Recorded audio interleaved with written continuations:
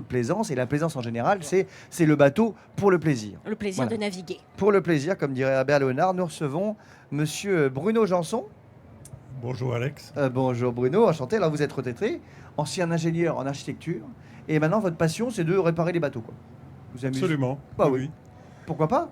Je répare les bateaux surtout pour mes petits-enfants. Ah. Parce que quand on arrive à mon âge avancé, on se pose la question comment transmettre aux plus jeunes donc cette passion qui nous anime.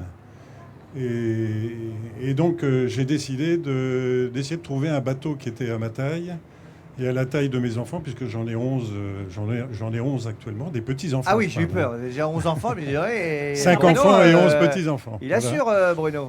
Et donc j'ai trouvé un bateau qui avait coulé dans le port de Fécamp, qui était un courlis de la Manche.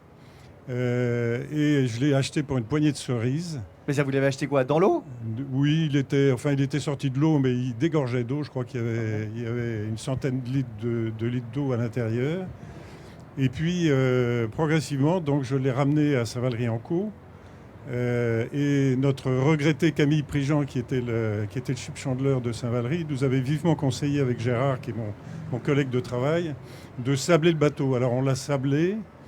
Alors, ça veut dire quoi, sabler le bateau? Sabler, c'est avec une espèce de canon de sable. C'est enlever toutes les cochonneries.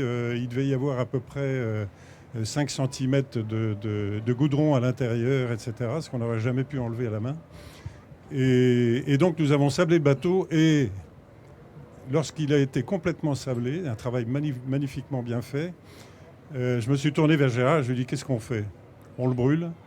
Il était dans un tel état qu'on s'est vraiment posé la question s'il fallait le restaurer ou pas. Et finalement, vous l'avez restauré. On a vu les images là, voilà, à l'écran du chantier. Alors nous l'avons restauré. Ça a pris à peu près 2 fois plus de temps que de construire un bateau neuf.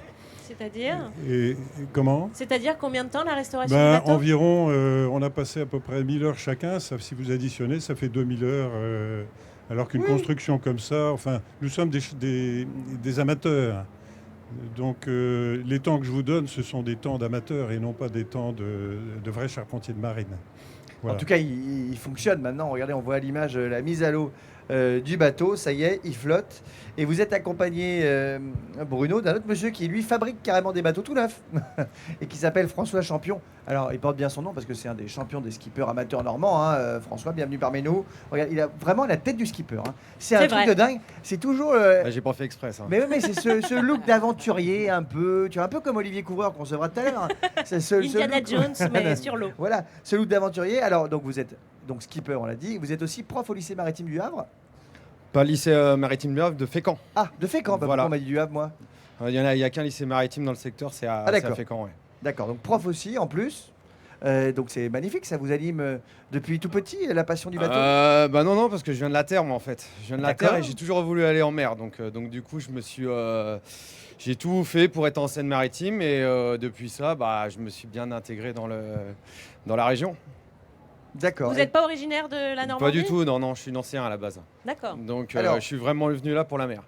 Alors on parle donc de plaisance aujourd'hui, on fait un raccourci parce qu'en fait, quand on dit la plaisance, en fait ça veut dire la navigation de plaisance, quoi. C'est ça, ça veut dire pour le plaisir, tous les deux. Alors vous, quand on est skipper, c'est pour des courses, on espère gagner, mais vous faites aussi, vous promenez aussi juste pour le plaisir en bateau, quoi. C'était votre but. Ah bah c'est toujours, de toute façon, quand on n'est pas en course, on est en plaisance, donc un va avec l'autre. Après sur l'aspect course, ça demande un peu plus d'engagement qu'en plaisance, quoi. Donc, oui.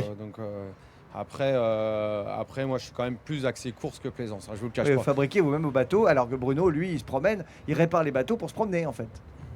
Oui, avec alors, les enfants, enfin les quand même 11 petits-enfants. Bah, donc, vous imaginez le nombre d'arrière-petits-enfants que vous allez avoir, mon vieux? Oui, je Enfin, mon vieux, préfère ne façon pas de y parler, penser. mais... Je préfère ne pas y penser. Mais en fait, je vais vous parler d'un bateau en fait, que j'ai dessiné et construit pour faire de la régate, qui est un 12 mètres carrés du Havre, que j'ai construit il y a une dizaine d'années, qui a aujourd'hui environ 7-8 bateaux exactement sur le même plan.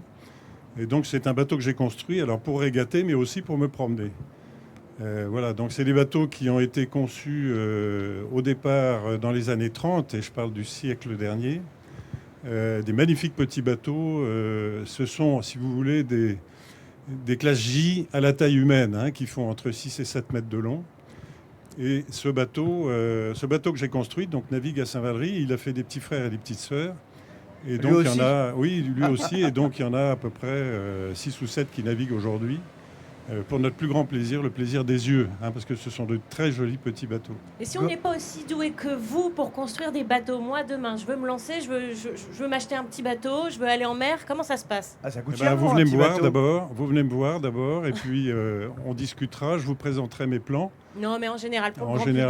général, eh bien, il faut simplement regarder un petit peu ce qui existe sur le marché. Et C'est pour combien moi, un bateau? Un petit bateau pour commencer la navigation? pour moi, il faut avoir d'abord le coup de foudre.